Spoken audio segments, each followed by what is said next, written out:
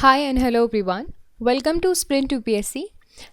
We are discussing the history of Tamil Nadu board and we are on a chapter 10 and we are discussing Harshvardhana's age and you can say Harshvardhana's period. So this is going to be the last session of this entire chapter. तो हमने इस पूरे chapter को इन parts समझा है और हम usually in general हम हर्षा के लाइफ के बारे में बहुत सी चीज़ें समझ चुके हैं. इस सेशन में हम समझेंगे about the society and economy. Harshvardhan के अंदर किस तरह की सोसाइटी और इकोनॉमी थी, क्या क्या कल्चरल प्रोग्रेस हुई और सबसे फेमस नालंदा यूनिवर्सिटी जिसके नाम से इन्हें जाना जाता है, तो इनके बारे में हम इस सेशन में समझेंगे. Let us start with the society and economy under Harsha. So जैसे कि हमने बात किया था, बान एंड हुइनसांग दोनों क्या थे, दोनों ने बहुत ही अच्छे तरीके से एलैबोरेट किया है द टाइम ऑफ हर्षा. इन्होंने सोशल लाइफ जो हर्ष के वक्त हुआ करती थी उसको भी काफ़ी अच्छे से एलैबोरेट किया. फोर फोल्ड विजन था सोसाइटी का. क्या फोर फोल्ड विजन था मैं बताती हूँ. पहला ब्राह्मण, देखिए वही है सेम चीज़ें, caste system. Kshatriyas, third one is Vaishyas and fourth is Shudras. अभी आपके अर्ली टाइम से जो चार वर्ण चल रहे हैं वही थे, ये भी यहाँ पे प्रेवलेंट थे. सबसे ज़्यादा प्रिविलेज सेक्शन क्या था? ब्राह्मण्स. ओके, सबसे अपर स्ट्रेटा माना जाता था. इनको लैंड भी ग्रांट किए जाते थे किंग के द्वारा और किंग्स इनको काफ़ी अच्छे गिफ्ट्स भी दिया करते थे. क्षत्रियास क्या थी? रूलिंग क्लास थी, ये रूल करते थे, ठीक है, एंड रूल करते थे, वॉर वगैरह लड़ते थे. नाउ टॉकिंग अबाउट द वैश्यास, वैश्यास क्या थे? वैश्यास मेनली बिजनेसमैन या फिर आप मान लीजिए ट्रेडर्स थे, है ना. तो ये बिजनेस क्लास था. अब सब बच गए, कौन? अब बच गए Shudras. So according to Hiuen Tsang, Shudras क्या करते थे? एग्रीकल्चर करते थे, एग्रीकल्चरल एक्टिविटीज़, ठीक है. सो इस तरह से आप देख सकते हैं किस तरह से आपका सोसाइटी में चार डिवीजन बने हैं according to occupation which will eventually become the caste. उसके अलावा यहाँ पे बहुत ही अच्छे से मैंशनड है अबाउट द सब कास्ट. अब कास्ट के अंदर भी डिविजन्स शुरू हो चुके थे. Also this is to be noted that the condition of women was not satisfactory नहीं थी वुमेन की कंडीशन. उसके बाद स्वयंवरा वगैरह जो थे वो डिक्लाइन करती. देखिए हम पढ़ चुके हैं इनको ऑलरेडी, लेकिन हम यहाँ पे क्यों पढ़ रहे हैं? क्योंकि हम इन अ होल सोसाइटी और इकोनॉमी समझना चाहते हैं. तो वुमेन की कंडीशन अच्छी नहीं थी, स्वयंवर वगैरह जो है वो बंद करवा दिए गए थे. जैसे कि जो स्वयंवर है उसके बारे में आपको बता ही चुकी हूँ कि गर्ल के पास चॉइस होता था to choose her husband. So that was decline and widows का रीमैरिज वॉज नॉट परमिटेड, है ना, and particularly among the higher cast.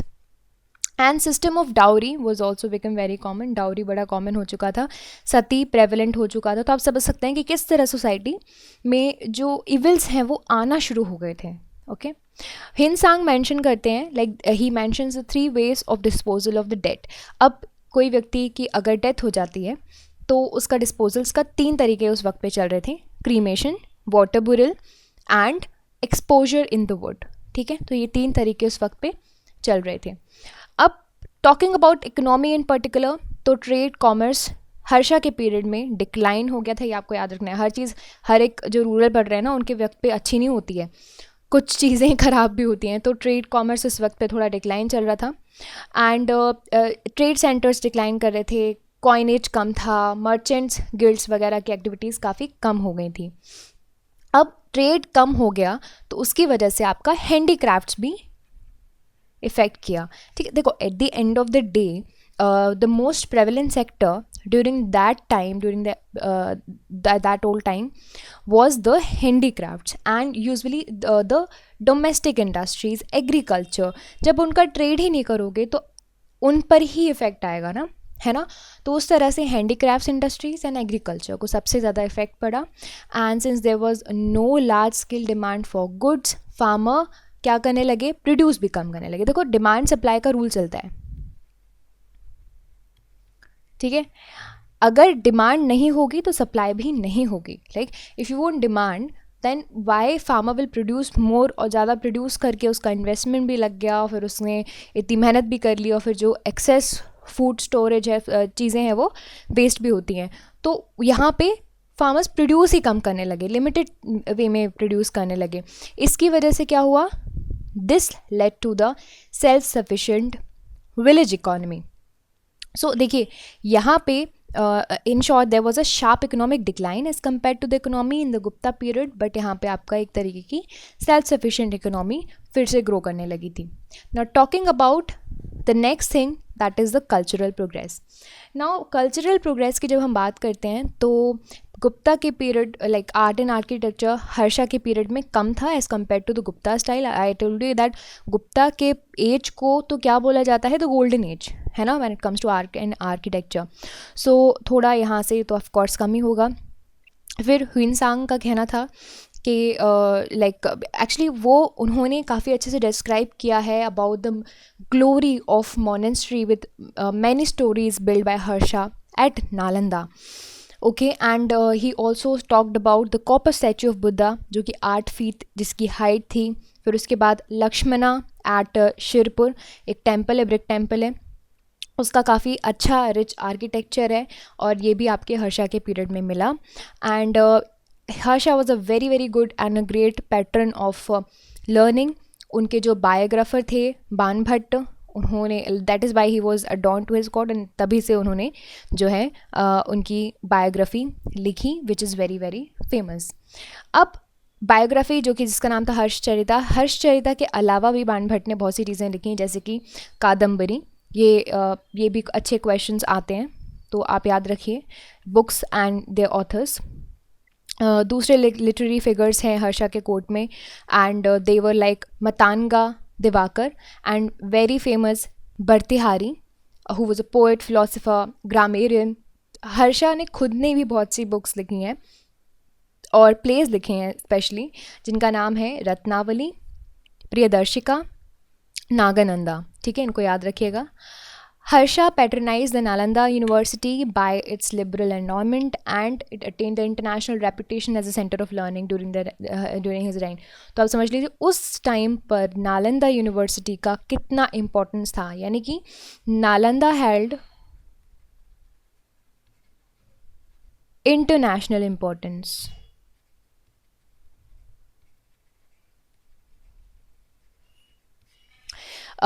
हुनसांग गए नालंदा यूनिवर्सिटी और he remained as a student for some time to understand that culture.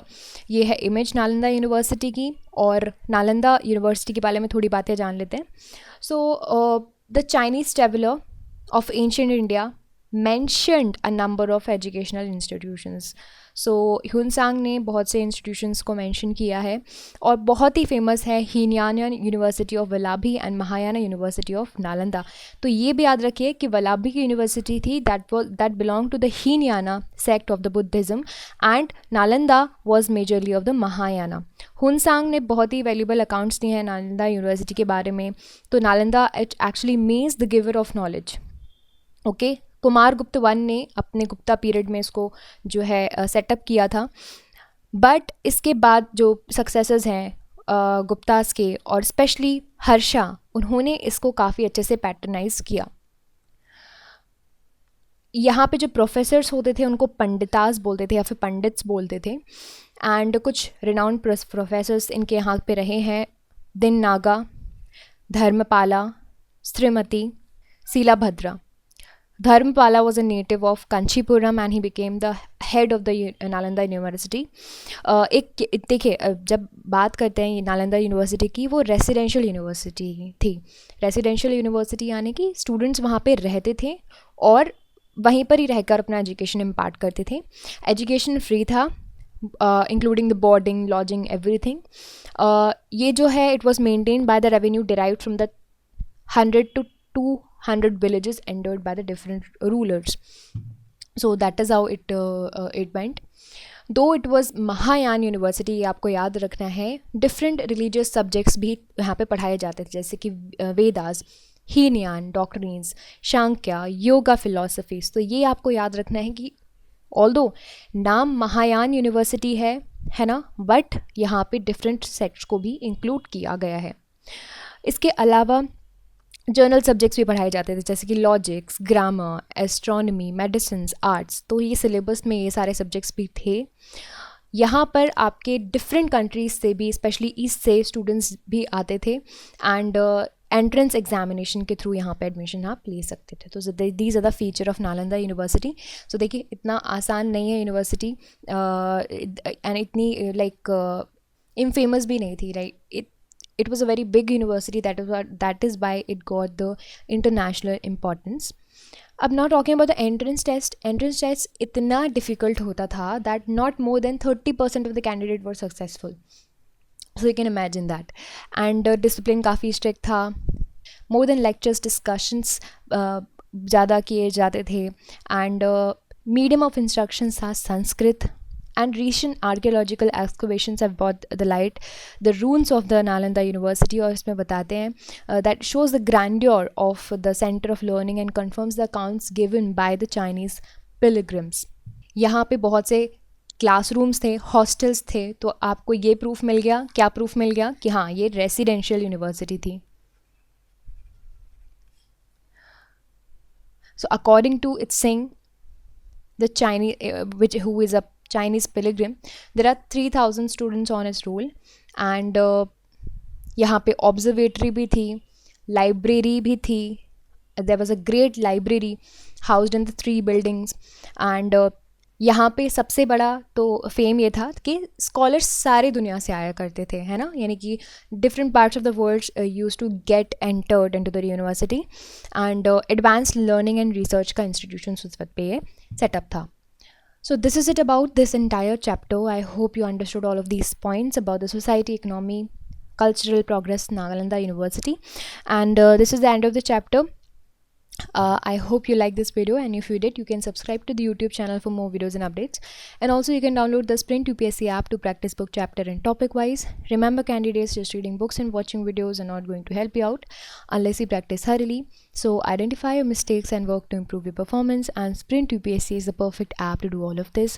अगर आपको ये video पसंद आया हो तो हमारे YouTube चैनल को सब्सक्राइब कीजिए और वीडियोज़ एंड अपडेट्स के लिए साथ ही साथ डाउनलोड कीजिए Sprint UPSC ऐप। यहाँ पर आप अपनी बुक चैप्टर और टॉपिक वाइज प्रैक्टिस कर सकते हैं। देखिए, सिर्फ बुक पढ़ने से और वीडियोज़ देखने से मदद नहीं मिलेगी जब तक आप अच्छे से प्रैक्टिस नहीं करोगे। तो अपनी मिस्टेक्स को जानिए एंड परफॉर्मेंस को इम्प्रूव कीजिए, और Sprint UPSC इसके लिए परफेक्ट ऐप है। I will see you in the next video. Thank you so much.